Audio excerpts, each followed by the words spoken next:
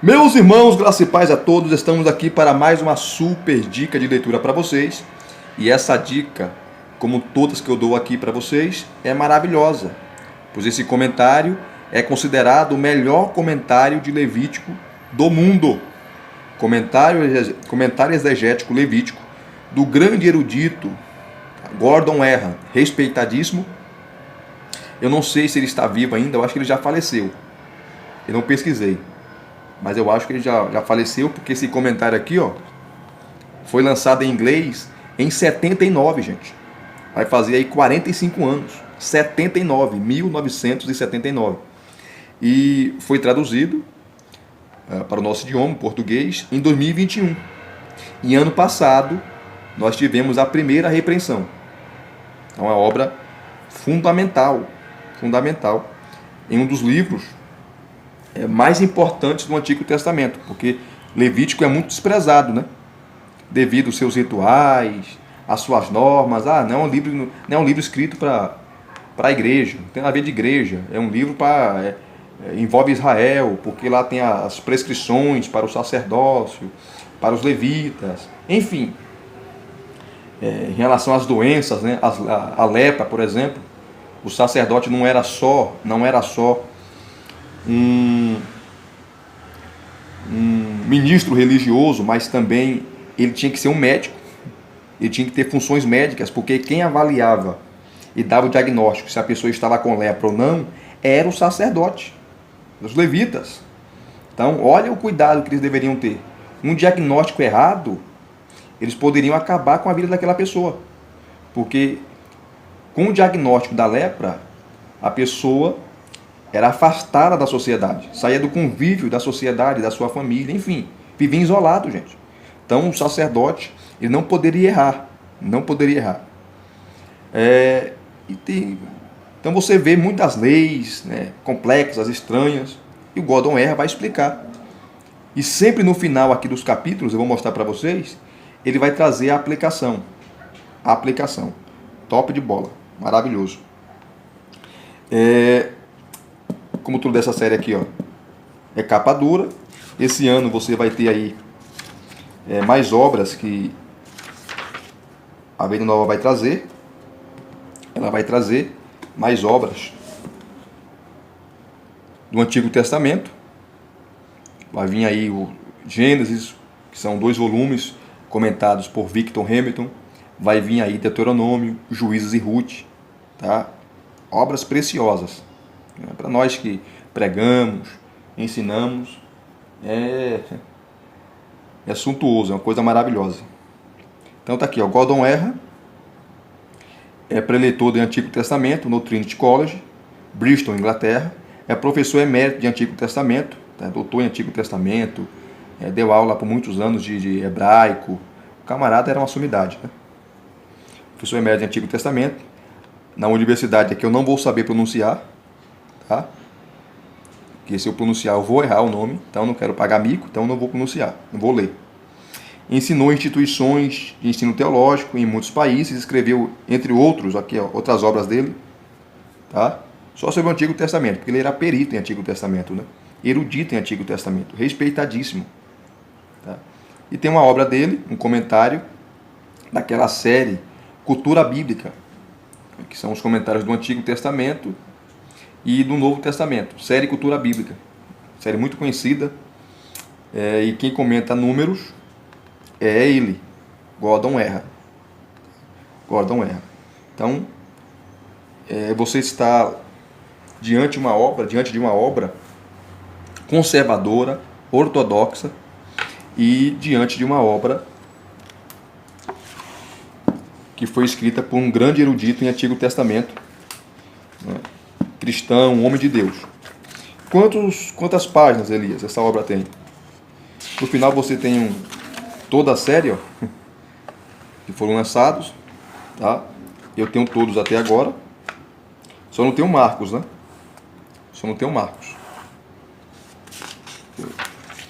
O total aqui, ó, de páginas, se você não incluir aqui as páginas finais, que trazem outros dessa série, né? Outras obras da série, você tem aqui 393 páginas. Se você for arredondar, você tem 400 páginas. Ah, então um comentário pequeno. Não é pequeno, porque ó, a obra é grande, gente, ó. Que eu não tô aqui sem régua para medir, mas é grande. Se ela fosse menor, tá? Se ela fosse pequena, aí teria mais páginas. Mas como ela é maior, então você aproveita o maior número de páginas possível, né? Possíveis para descrever. Então, uma obra bem detalhada, comentada versículo a versículo, capítulo a capítulo. Vamos ver aqui, ó. Como eu falei para vocês, essa obra foi lançada em 79, em inglês. 1979, faz muitos anos. Há 45 anos. E foi lançada a primeira edição em português, 2021, e ano passado teve a primeira repreensão. Tá? A Vida Nova dispensa apresentações, né? Hoje é a melhor editora do Brasil. É a melhor editora evangélica protestante do Brasil. Disparado. Disparado. Você tem o prefácio da série, comentário exegético, prefácio do autor, reduções gráficas. A série do Novo Testamento, o editor geral foi Gordon Fee. Do Antigo Testamento eu não sei, né? Quem é? Eu não pesquisei para saber quem é o editor geral da série. Aí você tem introdução ao Levítico, né, como todo comentário, autoria, data, estrutura, as fontes, tá? No final aqui, ó, ele vai falar Levítico e o cristão, a relação, o texto hebraico de Levítico. Aí, a partir da página 35, você tem o texto, exposição e notas. Aí você tem, ó, o sumário aqui, ó, detalhado. Detalhado. Tá? Todos os capítulos, ele comenta versículo a versículo, faz a exegese, e no final de cada exposição dos capítulos, ele vai para a aplicação. Vou mostrar para vocês. Vou mostrar para vocês. Tá? Instruções para sacerdotes, que é o capítulo 6, né, em diante. Então ele trabalha aqui com as divisões, ó. Primeira subdivisão, segunda subdivisão, enfim. Até o capítulo 27. Aí você tem a bibliografia, índice de passagens bíblicas, índice de fontes extra-bíblicas, antigas, índice remissivo. O índice remissivo ele vai te dar, vai falar, tá em ordem alfabética, todos os assuntos que ele vai abordar aqui. Deixa eu mostrar para vocês. 389.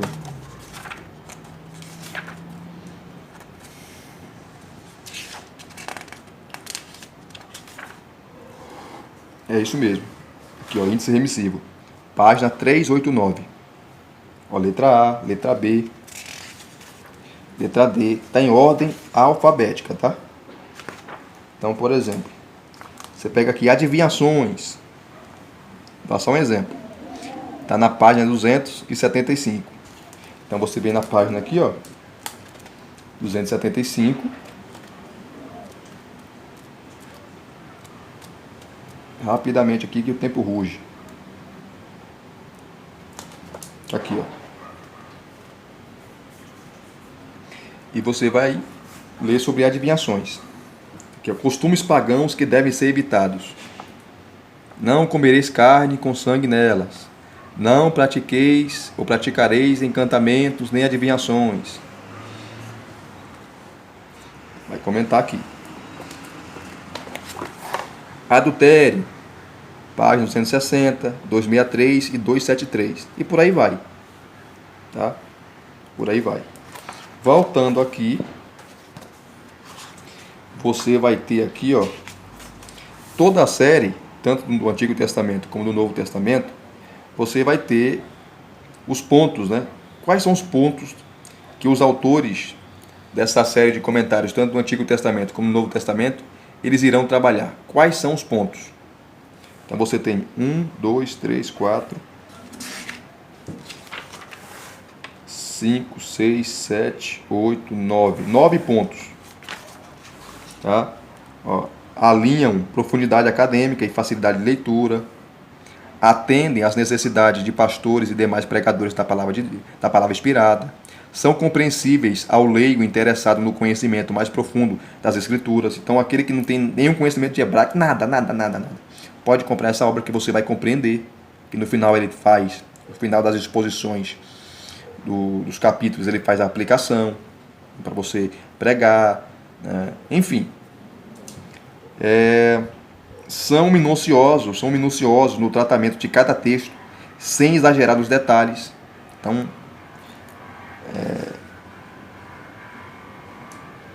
por isso que os estudiosos, né, os comentaristas dessa série foram escolhidos a dedo. Tratam a exegese não como um fim em si, mas como recurso para a compreensão do todo o texto. Apresentam os aspectos das línguas originais de forma acessível. Tem por objetivo entender cada perícope em seu contexto, associando cada passagem ao que vem antes e depois. Reúnem autores de uma tradição teológica conservadora e são oriundos de diversas orientações no universo evangélico. Buscam representar o texto original de modo apurado, claro e que faça sentido para o leitor de hoje. Então você tem uma gama de estudiosos de diversas tradições do protestantismo, né, do cristianismo, mas todos eles são conservadores. Aqui não tem nenhum liberal comentando. Até porque o liberal não crê na inspiração da palavra, não crê que a Bíblia é a palavra de Deus, enfim. Então aqui não tem nenhum liberal, todos são conservadores, cristãos. Tá? Prefácio do autor. Deixa eu pegar para vocês aqui, ó.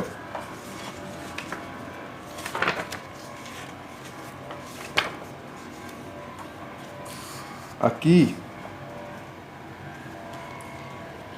é texto, exposição e notas, que ele vai começar o comentário, né? Comentar o capítulo 1.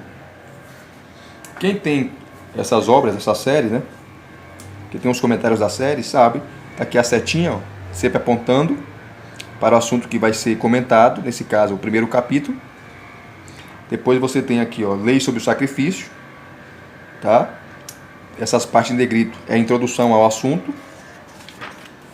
Aí você tem instruções para leigos. Aqui você tem as subdivisões, as ofertas, né? Ó, a instrução para leigos, capítulo 1, do 1 ao capítulo 5, versículo 26. A primeira oferta que deveria ser oferecida, a oferta queimada, capítulo 1. A segunda oferta, a oferta de cereais.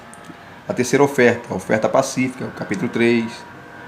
A oferta de purificação, capítulo 4. E a oferta de restituição.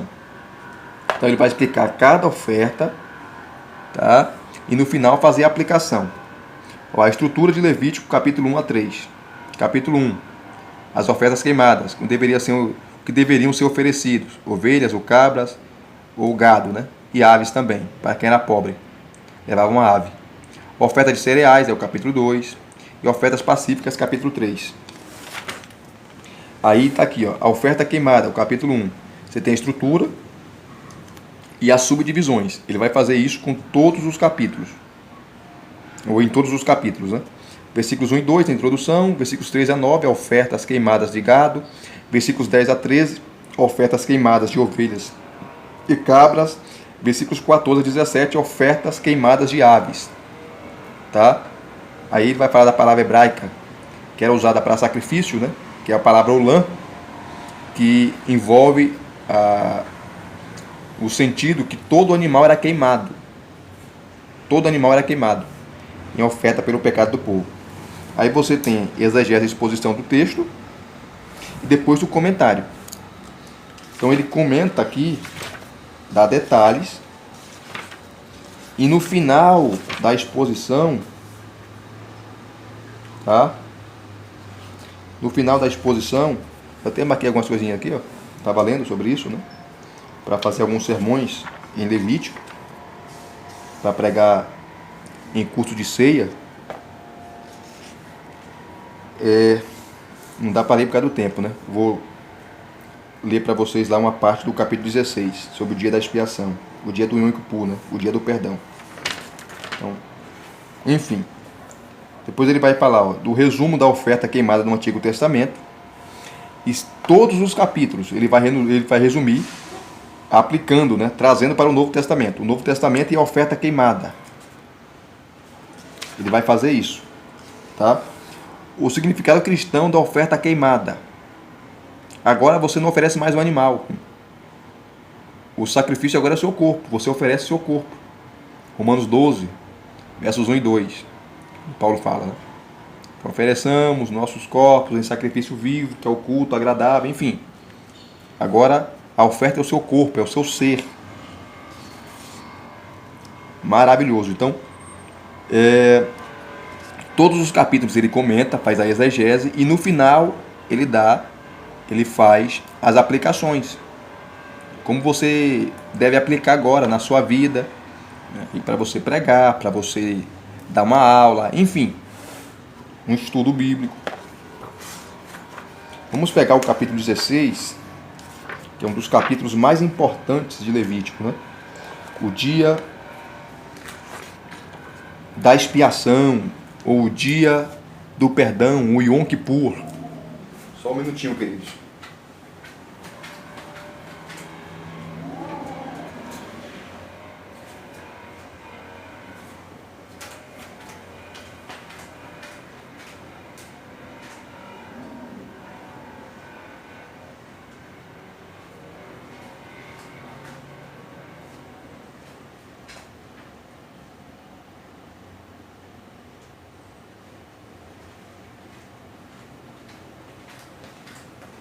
Prontinho, voltamos aqui.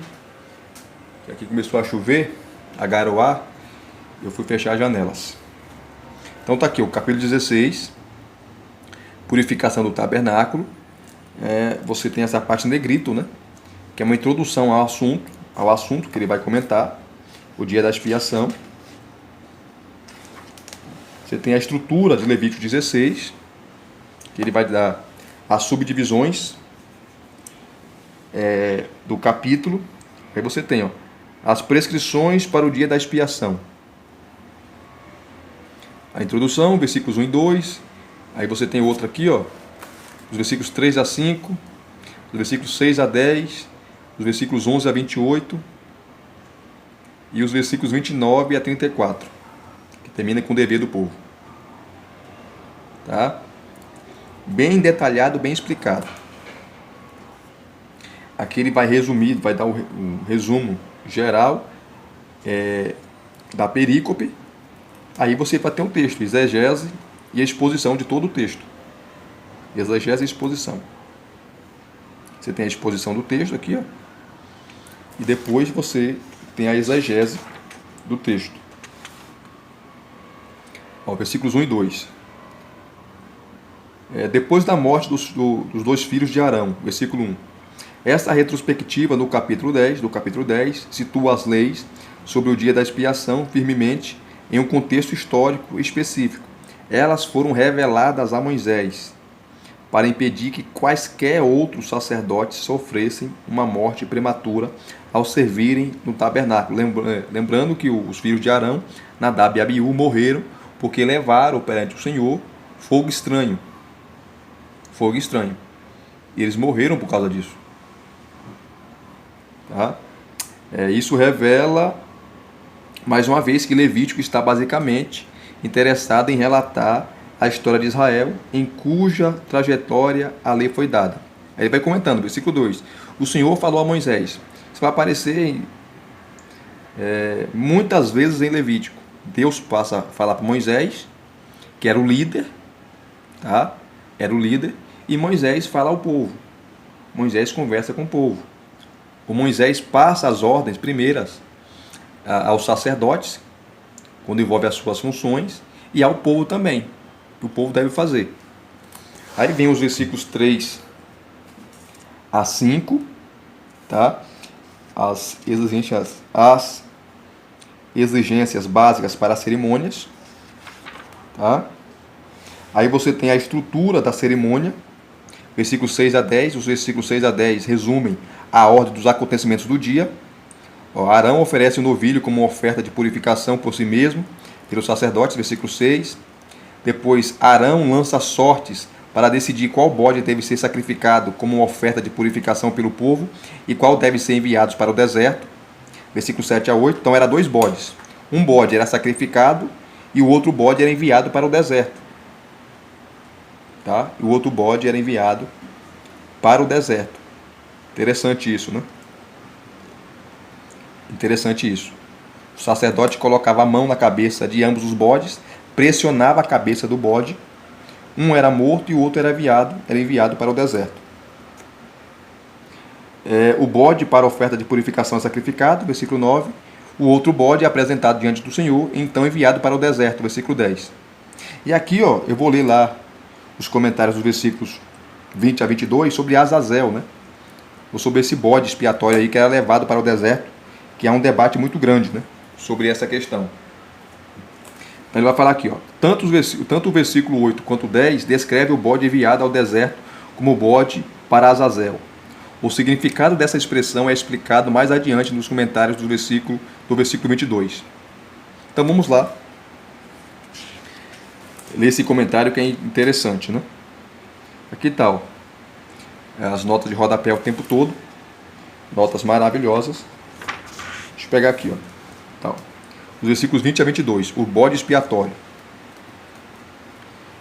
Os versículos 20 a 22 descrevem a quarta e mais notável etapa da cerimônia do dia da expiação, que é o envio do bode expiatório para o deserto, após ser escolhido por sorteio. Então era sorteado um animal.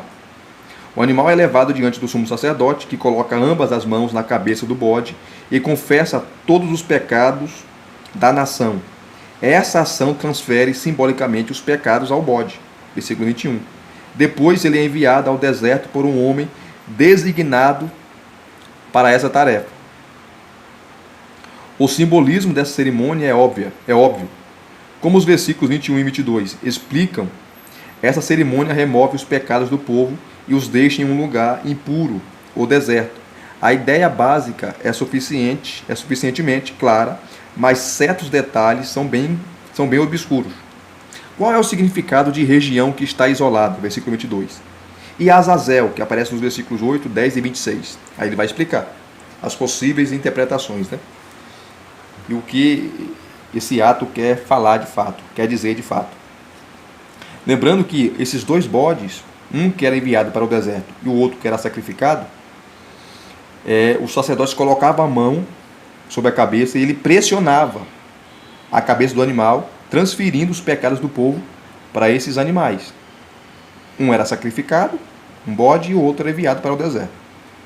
Aí ele começa aqui, Uma região que está isolada é literalmente uma região de exclusão, eliminação, de morte. Excluído poderia ser uma referência ao fato de que o lugar para o qual o bode era levado estava excluído do acampamento, talvez por um vale profundo, de modo que um animal não tinha nenhuma chance de voltar a Israel e trazer de volta a culpa dos pecados dos israelitas.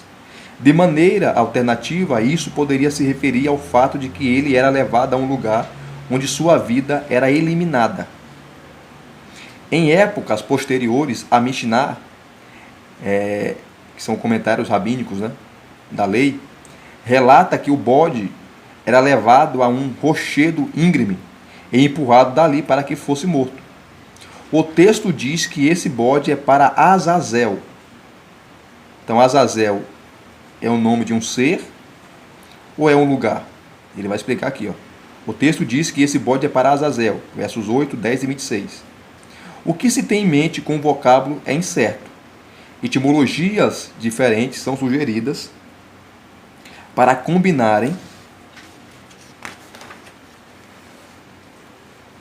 com interpretações diferentes. A explicação mais popular entre os comentaristas é que Azazel é o nome de um demônio que vivia no deserto. 3 argumentos são apresentados a favor dessa visão. Em primeiro lugar, Azazel está em contraste direto com o Senhor, né? Se fosse um inimigo, versículo 8. Será que o Senhor, hebraico Yahvé, o nome pessoal de Deus, estaria em contraste com algo impessoal? Em segundo lugar, na literatura judaica posterior, que cita Enoque, primeiro Enoque, Azazel é o nome de um demônio. Em terceiro lugar, ser interpretação. O Antigo Testamento considera o deserto o antro de demônios e criaturas semelhantes. Você tem Levíticos 17:7, Isaías 13:21 e Isaías 34:14. Aí uma referência no Novo Testamento, Mateus 12:43. Os que adotam essa interpretação insistem em que o bode não era considerado um sacrifício ou oferta a Azazel. Os pecados de Israel estavam simplesmente sendo enviados de volta ao seu autor, Azazel, que vivia no deserto. Apesar desse argumento, não é difícil ver o rito sendo interpretado erroneamente como uma oferta ao demônio. Se Azazel é o nome de um demônio, então o sacrifício era feito ao diabo? Não. Isso aí é um absurdo, né? A oferta de sacrifícios a sátiros é descrita como um crime abominável, já no capítulo seguinte. 17, né? Capítulo 17. A homenagem a um demônio no deserto não pode, portanto, ser associada com o mais santo dos ritos do templo, no capítulo que vem imediatamente antes. Hoffman e Hertz, dois eruditos, né, em Antigo Testamento, preferem outra interpretação, a saber, que Azazel é um substantivo hebraico raro que significa destruição completa. Uma terceira possibilidade é que Azazel significa precipício rochoso. Essa foi a explicação de Rashi. Rashi foi um grande erudito rabino, tá, judeu, que comentou o Pentateuco, tá, fez o comentário do Pentateuco. Era uma rocha escarpada e pedregosa, né, o significado de Azazel. Mais recentemente, essa interpretação foi endossada por G.R. Driver, que fornece uma nova derivação do termo. Se o versículo 22 é uma expansão do que é dito antes no versículo 10, como argumentei, Rashi teria fundamento para entender região ou terra isolada como interpretação de Azazel. Se essa expressão é entendida como uma terra ou região que está isolada, afastada ou eliminada, a base para Azazel significar rochoso ou escarpado, onde o animal era jogado lá e morria lá. Se ela significa um lugar que isola, afasta ou elimina, Azazel pode ser mais acertadamente interpretado como destruição total. Então essa é a possibilidade melhor do nome Azazel, como sugerido por Hertz e Hoffman. Não importa o que Azazel signifique para nós, há pouca dúvida quanto ao significado total da cerimônia. Quer Azazel signifique a montanha em que o bode é destruído, quer o pecado que é entregue à destruição, quer o anjo mau que é subornado, a fim de não se tornar um acusador. Tudo isso remete à mesma ideia básica, a de que o pecado é exterminado de Israel. Essa é a ideia principal do texto. O pecado é eliminado. Tá?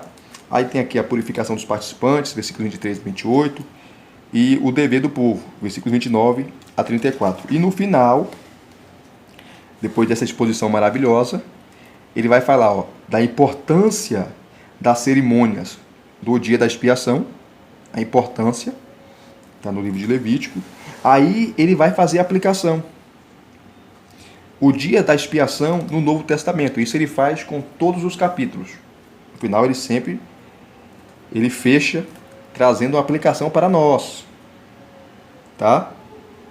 E aqui ele faz um paralelo com a carta aos Hebreus, né? Porque o escritor da carta aos Hebreus, ele conhecia muito bem o livro de Levítico, muito bem, e ele ele fala de Levítico 16, que era uma sombra do sacrifício de Cristo. Aquilo que Arão fazia, que os sacerdotes faziam no templo e também no tabernáculo, eram sombras de realidades espirituais, realidades futuras. Tá? Eles trabalhavam com sombras. Cristo é a realidade de tudo aquilo. Então, todo aquele sacrifício apontava para Cristo, os animais apontavam para Cristo, o sacerdócio, tá, e suas funções apontava para as funções de Cristo e por aí vai. Que não dá para ler por causa do tempo. O dia da expiação no Novo Testamento.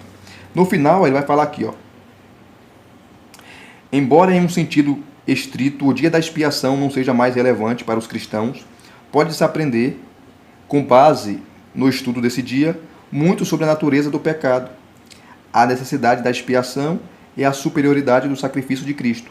Em uma série de contrastes, Hebreus mostra como o cristão desfruta de privilégios muito superiores aos de Arão, pois o nosso sumo sacerdote Cristo é muito superior a Arão.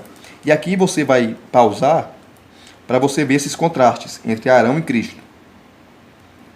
Não, o primeiro, o segundo, o terceiro e o quarto. Eu não vou ler por causa do tempo. Tá? Aqui, ó. Pausa aí para vocês lerem. Cristo é superior a Arão, superior à ordem levítica, ao sacerdócio levítico. É superior a todos e a todos. Pronto? Você pausou aí. E aqui ele conclui. Tá? Então, todos os capítulos, queridos, todos ele comenta, faz a análise exegética e no final ele sempre traz a aplicação. Para você que prega, para você que ensina, enfim. Então é um comentário maravilhoso. Se vocês gostaram desse review, deixa aqui seus comentários, deixa aqui o seu like, tá? Se inscreva no canal se você não é inscrito e acione o sininho para receberem todas as notificações, tá certo? Graça e paz mais uma vez. Muito obrigado a todos. Até as próximas indicações.